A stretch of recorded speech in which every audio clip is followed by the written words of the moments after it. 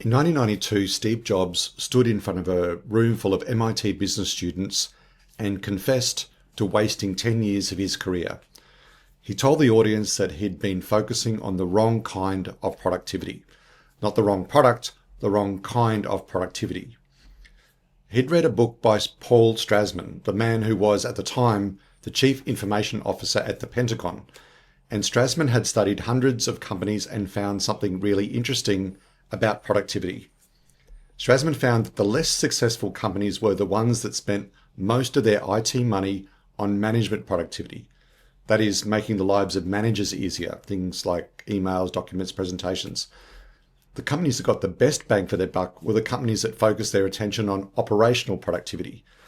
As success increases and dollars increase, he found out that the not so successful ones spent the majority of their money on management productivity, and the more successful ones spent the majority of their money on operational productivity applications, right? Now, this was not very pleasant for me to read because I spent the first 10 years of my life on management productivity, which was PCs, right? Jobs argued that personal computers never attacked operational productivity properly. They focused too much on management productivity. And personally, I'd say that's just as true as it was then as it is today. And we all love our spreadsheets. We all love our PowerPoint decks and dashboards and things like ChatGPT, and that stuff's great. But to be honest, it's not moving the productivity dial, and it never has. And we see this all around the world. IT costs are going up, but productivity is not. So today I want to explain the distinction and explain why all around the world IT departments are not being used as effectively as we'd like because they're focusing on the wrong kind of productivity. I've seen this problem throughout my career, and most of it I've been the guy that's been given these kind of projects to run. It usually goes something like this. The CEO or CFO has a problem and they decide they want better visibility over the operations so they can deploy resources in the areas that need fixing. In 1996, Kaplan and Norton published a famous book called The Balanced Scorecard, and it told business leaders that the best way to manage the business was through dashboards and reports which covered the entire operation, and not to just focus on the sales or profit figures. There's nothing wrong with that approach, but unfortunately the idea spread like wildfire and every management presentation became obsessed with dashboards and reports.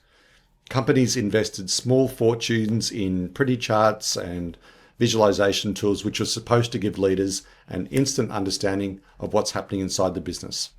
Now, in theory, that sounds great, except that Strasman had previously found that focusing too much on this kind of stuff generated negative productivity.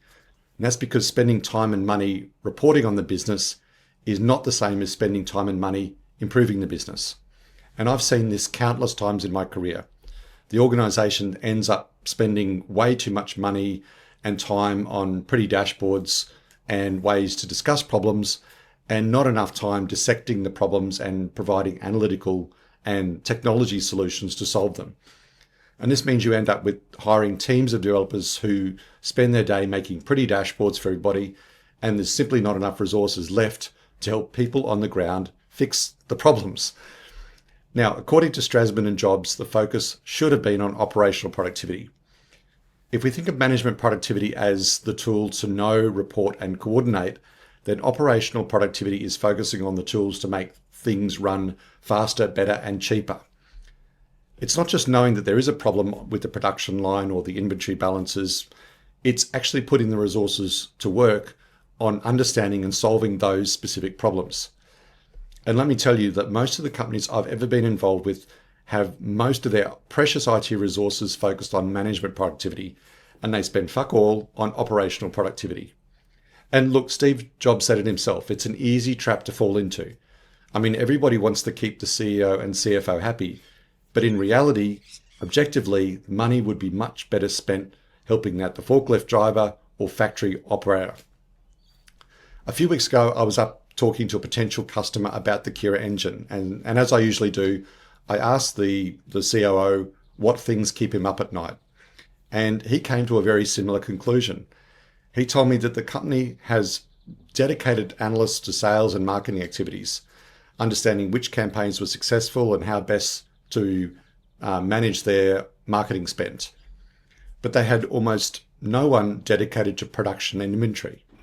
By comparison, production, waste, and working capital were orders of magnitude larger than marketing and advertising spent, but the company had allocated its IT resources to management problems because it was much easier to measure. He told me that a small change in yield or efficiency, or even preventing a production batch being scrapped, would have a way more positive impact on the business than a slight optimization in marketing spend. And that is not uncommon. I mean, how many companies have analysts or accountants working with IT departments to design technology solutions which solve operational problems? We just don't. We don't like to build our own software anymore, and our IT departments prefer to roll out generic management solutions which solve management problems. Very few, in my experience, ever put highly skilled IT resources at solving operational problems. Yet this is the very thing that Steve Jobs said was the number one predictor of success. I know this to be true because about 15 years ago, I worked for a company which had decided it wanted to create a management dashboard. It was a noble goal because the CEO said she wanted to be able to see exactly what was happening across the organization. And this was a priority, and they put the most experienced IT manager in charge of this product. And he set off around the country doing a requirements analysis. But the project immediately became an exercise in deciding what to measure. Every business had to have their number on it in the way that they wanted it. Nobody wanted to be left off. And the list of key performance indicators grew from 10 to 127. 127, no human can act on 127 metrics. You can barely even read them. And then there were endless arguments about definitions. We even came up with new terms such as gross sales and even gross sales, because one part of the business didn't want to look bad compared with another part of the business. Months of effort finally produced a beautiful 127 metric artifact that changed absolutely nothing about how the business actually ran. And that is management productivity in its purest and its most seductive form: enormous activity, beautiful outputs, zero productivity. In fact, negative productivity. This was exactly what Strassman was warning about, except it had a lot more nicer fonts. Now, I'll include a link to the full Steve Jobs presentation because it contains a lot of really fascinating truth bombs that I believe that somehow we've all forgotten. Today, we don't seem to talk about management productivity versus operational productivity. We just call it productivity. And then we wonder why things like Copilot were such a giant failure. This thing was doomed from the start because it never got close to the kind of problems that actually need to be solved first.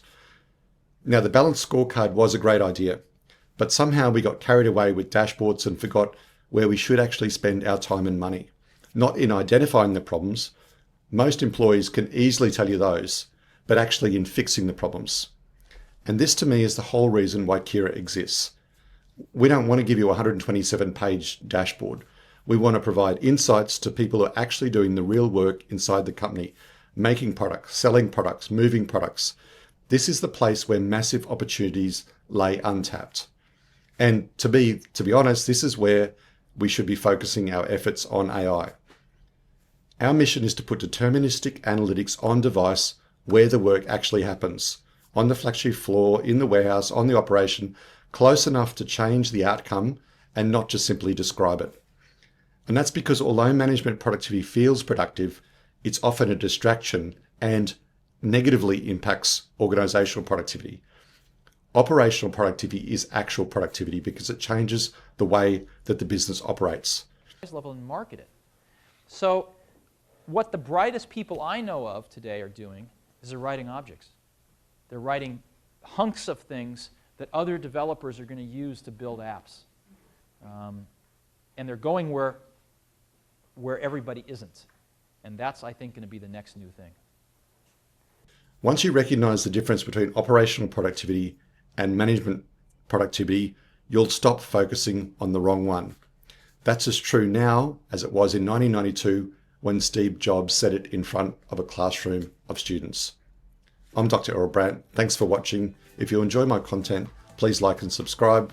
Feel free to connect with me on LinkedIn, and leave your thoughts in the comments below. Thanks again, and I'll see you in the next one.